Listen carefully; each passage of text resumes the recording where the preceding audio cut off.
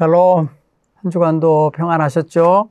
오늘은 우리 하나님의 말씀, 마태복음 15장의 말씀을 가지고 우리 함께 은혜 받으며 우리도 도전받는 그런 시간이 되기를 바랍니다. 하루하루가 무더운 여름으로 지금 우리가 지쳐 살고 있는데 여러분 건강 잃지 않기를 바랍니다. 오늘은 예수님께서 마태복음 15장에서 바리새인과 서기관들에게 이렇게 장로의 전통에 대한 어떤 도전을 받을 때에 그에 따른 온전한 가르침을 주시는 장면하고요. 가나안 여인 이야기가 담겨 있어요. 다른 복음서에서는 마가복음 7장 24절로 30절에는 수로보니게 여인이라고 구체적으로 그 지역 이름을 써주기도 하는데 그런 가나안 여인의 믿음을 보게 됩니다.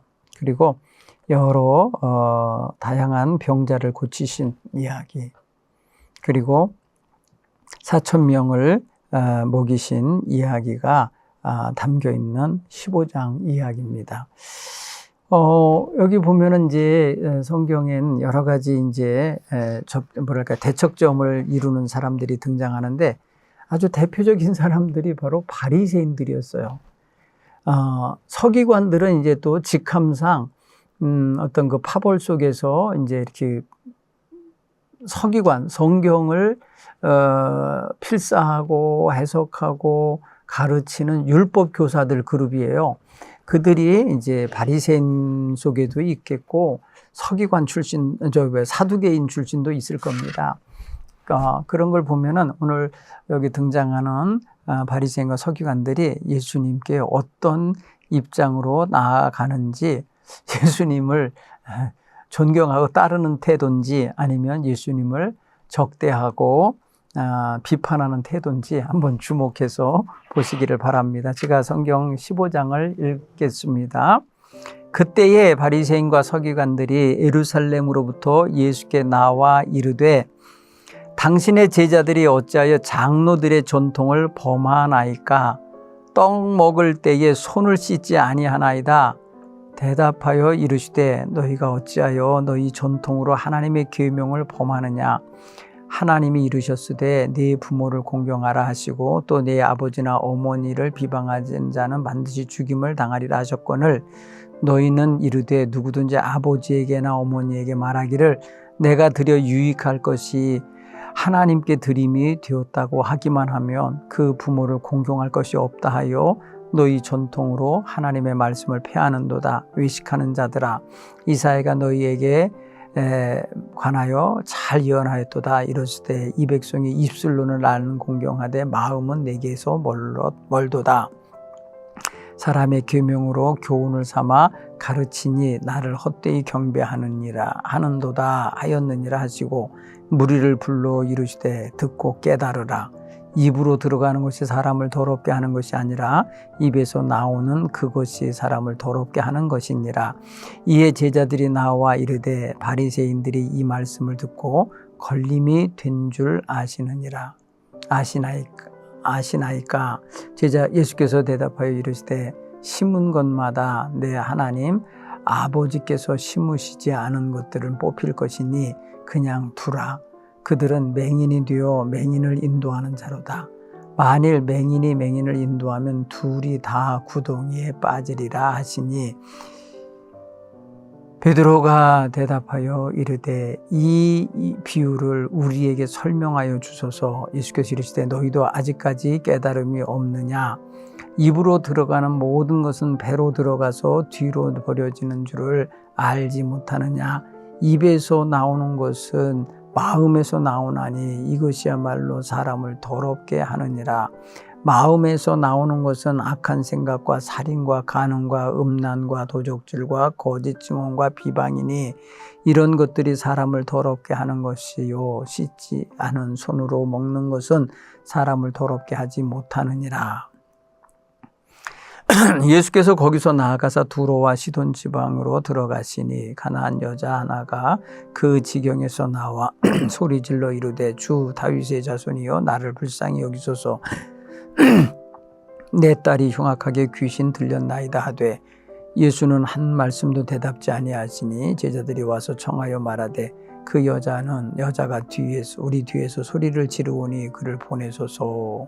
예수께서 대답하여 이르시되 나는 이스라엘 집 잃은 양 외에는 다른 데로 보내심을 받지 아니하였노라 하시니 여자가 와서 예수께 절하며 이르되 주여 저를 도우소서. 대답하여 이르시되 자녀의 떡을 취하여 개들에게 던짐이 마땅하지 아니하니라. 여자가 이르되 주여 올소이다마는 개들도 제 주인의 상에서 떨어지는 부스러기를 먹나이다 하니 이에 예수께서 대답하여 이르시되 여자여 내 믿음이 크도다 내 소원대로 되리라 하시니 그때로부터 그의 딸이 나으니라. 예수께서 거기서 떠나사 갈릴리 호숫가에 이르러 산에 올라가 거기에 앉으시니 큰 무리가 다리 저는 사람과 장애인과 맹인과 말 못하는 사람과 기타 여럿을 데리고 와서 예수의 발 앞에 앉음에 고쳐주시니 말 못하는 사람이 말하고 장애인이 운전하게 되고 다리 저는 사람이 걸으며 맹인이 보는 것을 무리가 보고 놀랍게 여겨 이스라엘의 하나님께 영광을 돌리니라. 예수께서 제자들을 불러 이르시되 내가 무리를 불쌍히 여기노라. 그들이 나와 함께 있은지 이미 사흘이매 먹을 것이 없도다. 길에서 기진할까 하여 굶겨 보내지 못하겠노라. 제자들이 이르되 광야에 있어 우리가 어디서 이런 무리가 배부를 만큼 떡을 얻으리이까. 예수께서 이르시되 너희에게 떡이 몇 개나 있느냐. 이르시되 7개와 작은 생선 2마리가 있나이다 하거늘 예수께서 무리에게 명하사 땅에 앉게 하시고 떡 7개와 그 생선을 가지사 축사하시고 떼어 제자들에게 주시니 제자들이 무리에게 주매 다 배불리 먹고 남은 조각을 7 광주리에 차게 거두었으며 먹은 자는 여자와 어린이 외에 4,000명이었더라. 예수께서 무리를 흩어보내시고 배에 오르사 마가단 지경으로 가시니라. 아멘. 자, 오늘 이 15장엔 뭐 반복적인 내용도 없잖아 있지만 전체적인 틀에서 보면 마태복음에는 계속해서 이런 어떤 예수님에 대하여 경계하고 대적하는 자가 있고 또 예수님이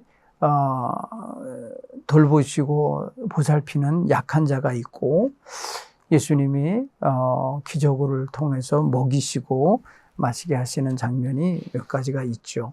우리가 14장에서도 발견했지 않습니까? 14장 17절로 21절에서 날이 저물어 갈 때 예수님께서 제자들의 제안을 거절하시고 너희가 먹을 것을 주라 하셨을 때에 그들이 가지고 온 것은 떡 5개와 물고기 2마리였지 않습니까? 예수님 그것을 가지고 하늘에 우러러 축사하시고 떼어서 제자들에게 주시고 제자들은 둘러앉아 있는 사람들에게 가서 전달하였을 때에 여자와 어린아이 외에 5,000명이 먹고 12바구니가 남았다라고 성경은 말하고 있어요. 그런 면에서 생각하면 상당히 뭐랄까요? 놀라운 역사를 일으키고 계신 예수님에 대하여 주목하게 만들고 있는 거거든요. 오늘 성경을 이렇게 보면은 예수님의 그런 역사가 반복적으로 15장에도 등장하는 거예요. 그 이야기 펼치기 전에 먼저 예수님께 도전하며 다가오는 자 바리새인과 서기관들 있습니다. 이들 보면 예루살렘으로부터 예수께 나왔다고 했으니 예루살렘 공동체, 예루살렘은 주로 고관 대작들이 사는 지역이고 종교 지도자들이 집합하여 살던 곳이에요. 그곳에서 바리새인과 서기관들이 예수님께 찾아 나왔다. 왔다는 것은 어떤 의미에서는 파견되어서 왔을 수도 있고 호기롭게 예수에 대하여 대적하기 위해서 논쟁하고 싶어서 왔을 수도 있죠. 그런데 오늘 성경 보면 바리새인과 서기관들이 예루살렘에서부터 와갖고 예수님께 대뜸 예수님의 제자들이 장로들의 전통인 무엇을 먹을 때 음식을 먹을 때 손을 씻고 먹어야 되는데 그러지 않고 그냥 마구잡이로 먹었던 모양이에요. 예수님이 지금 제자들을 제대로 못 가르치고 있는 것으로 지금 이제 빗대서 말하기도 하는 거예요. 율법 정신에 장로의 전통에 충실하지 못한 스승인 거죠. 그러니까 이 예루살렘 공동체 총회에서 예수님을 이렇게 뭐랄까 박해하고 처단할 어떤 그런 빌미를 찾기 위해서 돌아다녀서 보니까 예수님이 제자들을 관리를 잘 못해. 율법에 맞춰서 관리를 못하고 장로들의 전통에 따라서 가르치지도 못하는 것 같음을 지금 빗대서 어째서 당신 제자들은 식사할 때 손을 씻지 않습니까? 그래서 왜 장로들의 전통을 범합니까? 이게 장로들이라고 표현했지만 사실은 조상적부터 지켜온 조상들의 전통이에요. 그러니까 예루살렘 공동체가 계속해서 반복적으로 전통을 쌓아가고 있었는데 그것의 하나가 밥을 먹거나 음식을 먹을 때 손을 씻고 먹어야 된다는 그런 전통이 있었던 거죠. 그러니까 이런 전통을 어기면 그게 뭐가 되느냐? 반율법적인 그런 행동을 하는 게 돼버리는 거예요. 그러니까 이 부정한 손 있잖아요. 이것도 만지고 저것도 만진 손으로 사람이 음식을 먹으면 더러워진다 이거예요. 그렇기 때문에 손을 씻고 이 부정함을 제거하고 밥을 먹으라고 가르친 거였는데, 물론 율법 레위기 15장 11절에 그런 어떤 정결법에 따라서 사람이 부정한 걸 만진 사람, 그 사람이 만지거나 손댄 것은 다 부정해지잖아요. 그것에서부터 비롯된 전통인 거예요. 그런데 이런 구조에 의해서 전통에 의해서 율법적인 어떤 습관들을 하나하나 더 만들어가고 있었는데, 제사장들은 성전 구역 내에서 이런 것들을 이제 이렇게 퍼포먼스 하듯이 보여주는 형태로 하는데, 많은 백성들이 보는 앞에서 물두멍에 가서 손을 씻는 거예요. 제사 행위를 하거나 어떤 물건을 만지고 나서 성소에 들어가기 전에 꼭 손과 발을 씻어요, 물두멍에서. 그게 출애굽기 30장 18절로 21절에 보면은 그 장면이 나와요. 그러니까 일반인들도 식사할 때는 최소한 손을 씻고 먹어야 된다는 거죠. 바리새인들은 이런 뭐랄까요, 장로의 전통을 개발해서 일반 백성들에게까지 적용하는 율법 아닌 그들의 종교 법전을 만든 거예요. 전통을. 굉장히 굴레가 씌워진 거 똑같은 거죠. 물론 오늘날 우리도 애들 어디서 놀이터에서 놀다 들어온 애들 뭐 이러면 야, 손 씻어라 하잖아. 밥 먹이기 전에 손 깨끗이 씻어라. 요즘 식당 가면 다 물수건 주잖아요. 물티슈 주면서 씻으라고 하는 건 다 정결한 손으로 밥 먹으라는 그런 의미가 되어 있는 거죠. 자, 오늘 성경 보면 그렇습니다. 예수님이 그런데 이 바리새인들의 지적을 받고 그래요? 미안합니다. 잘 가르치겠어요? 뭐 이렇게 표현하신 게 아니에요. 예수님은 오히려 바리새인들이 저지르고 있는 그들이 어떤 뭐랄까요, 전통이라고 말하면서 하나님 뜻대로 살지 않는, 그러니까 전통을 율법보다 더 앞세운 거 있죠. 그런 계획이 이제 11조 얘기예요. 너희가 부모나 어머니나 아버지에게 드려서 유익해야 될 것을 하나님께 11조로 드렸어요 하면은 아버지 엄마를 전혀 거들떠도 안 보고 섬기고 공경할 필요도 없다는 식으로 얘기를 해버린 거예요. 저들이. 왜? 하나님을 우선한다는 차원에서. 그게 어디로 가겠어요? 당시에 11조나 뭘 드리면 성전에 들어가잖아요. 성전에 들어가니까 내가 엄마 아버지에게 드려야 될 것을 지금 하나님께 드렸으니까 엄마 아버지에게는 안 해도 돼. 이런 식으로 누군가가 말하면서 가르쳐낸 거예요. 그러니까 선지자 이사야가 그런 꼴을 보면서 말하는 거예요. 이들이 입술로는 나를 공경하나 마음은 내게서 멀었도다. 이러면서 하나님의 본래 마음에서 나온 말씀에 귀를 기울여 살지 않고 경건의 행위에만 저들이 말입니다. 아주 거룩한 척하면서 살지 하나님의 뜻대로 살지 않는 모습을 보면서 비판한 거예요. 그래서 바리새인들은 그래서 하나님의 율법을 폐하는 자들로 지칭하고 있어요. 6절에 보니까. 근데 이 부모를 공경하라는 율법을 5번째 10계명 중에 5번째 계명을 보기 좋게 더럽히고 무너뜨렸다는 거죠. 왜?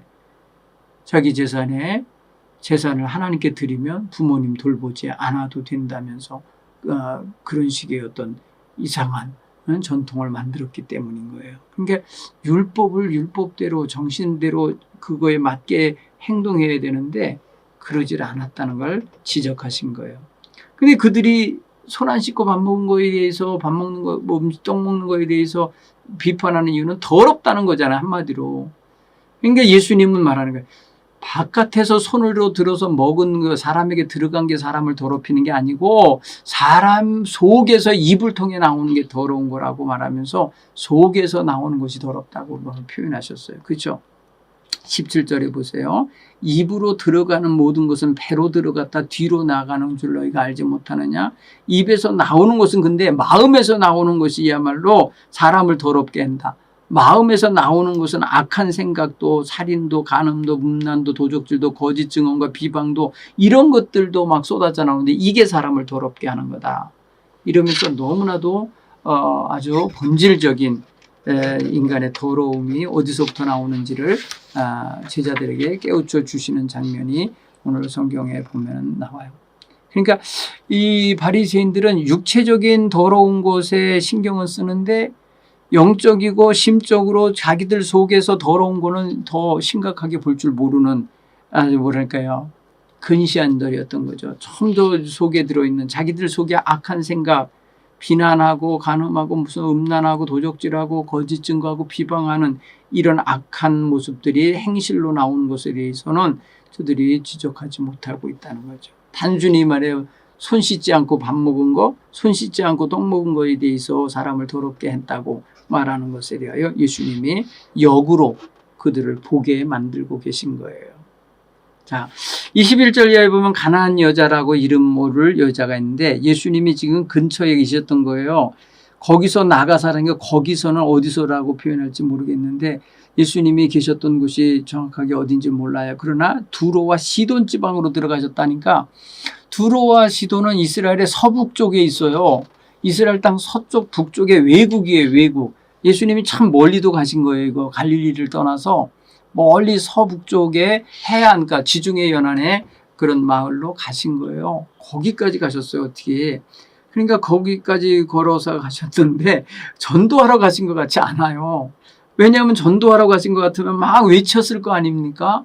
오히려 말입니다. 찾아와서 절하면서 날 도와달라고 해치는 사람에게조차도 나는 이스라엘의 양 외에 잃어버린 양 외에는 보냄받지 않았다 하면서 외면하고 가시려고 하잖아요. 지금.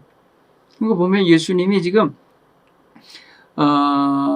그곳에 복음 전하러 온 것 같지 않아요. 안 한 거예요. 그러니까 말씀 증거, 하나님 말씀 가르치러 오신 게 아니라는 걸 애들로서 이렇게 표현한 거예요. 그래서 이스라엘의 집에 잃어버린 양 외에는 다른 데로 보냄받지 아니하였노라 하시면서 입 다물고 지나가고 싶으신 거예요.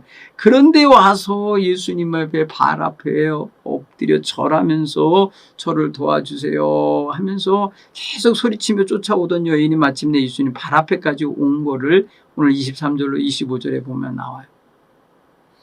자, 이 여인 참 간절한 소망을 가진 여인이에요. 그렇죠? 오늘 성경 보면은 이 여인 참 딱해요. 보면 뭐라고 합니까? 주여 하면서 구하는 거 보세요. 소리 지르면서 말하죠. 저쪽에 보면 올라가셔 봅시다. 22절에 보면은 그 지경에서 나와서 소리질러 이르되 주 다윗의 자손이여 나를 불쌍히 여기소서 내 딸이 흉악하게 귀신 들렸나이다. 나를 불쌍히 여기소서 내 딸이 흉악하게 귀신 들렸나이다. 여러분 이런 느낌 기도 내용 한번 주목해 보세요. 여기 이 여인이 누구를 불쌍히 여겨달래? 내 딸을 불쌍히 여겨달래요? 아니면 나를 불쌍히 여겨달래요? 지금 이 여인은 지금 나를 불쌍히 여겨주세요. 내 딸이 흉악하게 귀신 들렸나이다. 여러분 딸이 흉악하게 귀신이 들려 있으니까 고생 누가 해요? 온갖 고생과 근심과 염려 누가 해요? 그러니까 이 여인이 지금 예수님께 구하는 게 나를 불쌍히 여겨주세요 라고 하는 거 이해가 되잖아요. 응? 정말 이 여인은 정말 불쌍한 여자예요. 아니 딸이 말입니다. 건강하게 자라서 자기 역할 잘하면서 엄마에게 효도하면서 걱정 근심 안 끼치는 게 얼마나 좋은 거예요. 그런데 얘가 흉악한 귀신이 들려서 제 역할 못하고 정말 뭐랄까요, 괴로움 속에 살고 있는 현실을 하루하루 보는 게 얼마나 어려워요. 그러니까 이 엄마의 마음에 이 흉악히 귀신 들린 이 딸로 인해서 괴로움, 그 악령에 사로잡혀 있는 딸을 보면서 불쌍함, 그래서 고민되고 괴로움, 이걸 그냥 온전히 다 갖고 있는 여자인 거예요. 그러면 여기서 굉장히 중요해요. 엘레손메라고 하는 단어는 너무 중요한 기도입니다. 나를 불쌍히 여기소서라고 하는 이 단어는 여러분들도 꼭 가지셔야 할 기도예요. 예수님 앞에 설 때 뻣뻣하게 교만하게 줄렘 주고 말렘 마세요 하는 이런 태도가 아니라 주님 저에게 꼭 이거 주세요라고 하는 마음 가지고 하는 예수님께 간구하는 마음가짐이 바로 이거예요. 엘레이손메. 오늘 성경 그렇게 돼 있어요. 헬라어로. 엘레이손메. 여러분 엘레이손이라고 하는 찬트 저기 뭐랄까 동방종교의 찬양을 들어보면 너무 은혜로운데 나를 불쌍히 여기서 나를 가엾게 여겨주소서 내게 동정심을 보여주세요. 나를 동정해 주세요. 가엾게 여겨주세요. 이런 소리예요. 가엾죠. 여러분 다 가엾죠. 하나님 앞에 이렇게 내 마음을 내어드리시면서 가여워할 모습을 보였어요.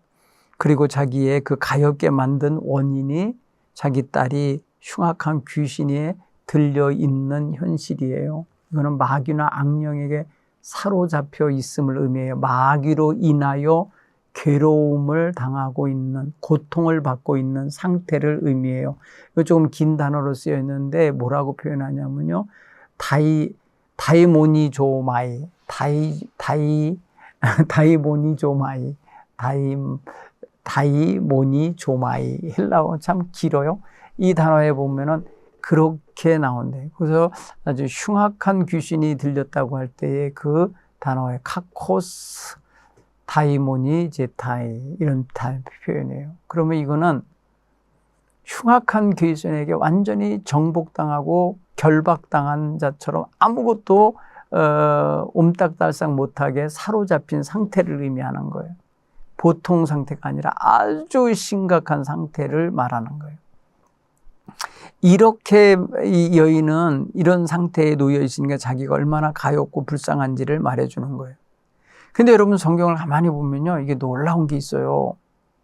21절, 22절에 보면 예수님이 두로와 시돈 지방을 그냥 들어가셔서 지나가고 있는 건데 가난한 여자가 하나가 그 지경에서 나와서 그냥 다짜고짜 소리질러 외친 거 보세요.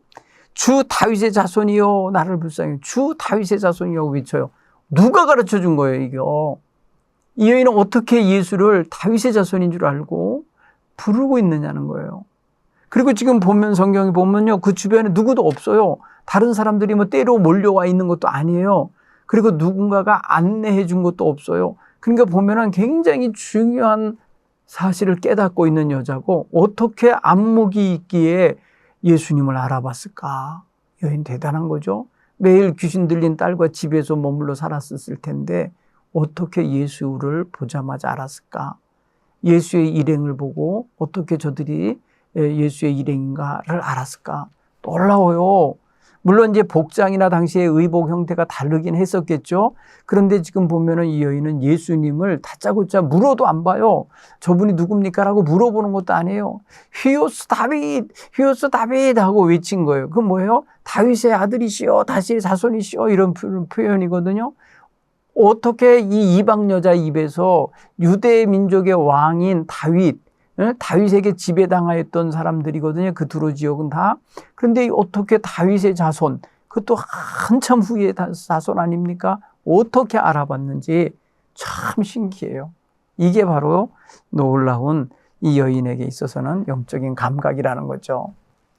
여러분 보세요. 이 여인이 귀신 들린 딸을 데리고 예수님께 갈릴리까지 오지 못했죠. 그런데 지금 보니까 예수님에 대하여 아는 것 같죠? 어떻게인가 알고 있는 것 같아요. 소문을 들어서 알든지 뭘든지 야 갈릴리 땅에 가면 예수라는 분이 있는데 그분 앞에 가면은 어떤 귀신 들린 자도 어떤 병자도 다 낫는데더라 라는 마음 소식을 들었겠죠.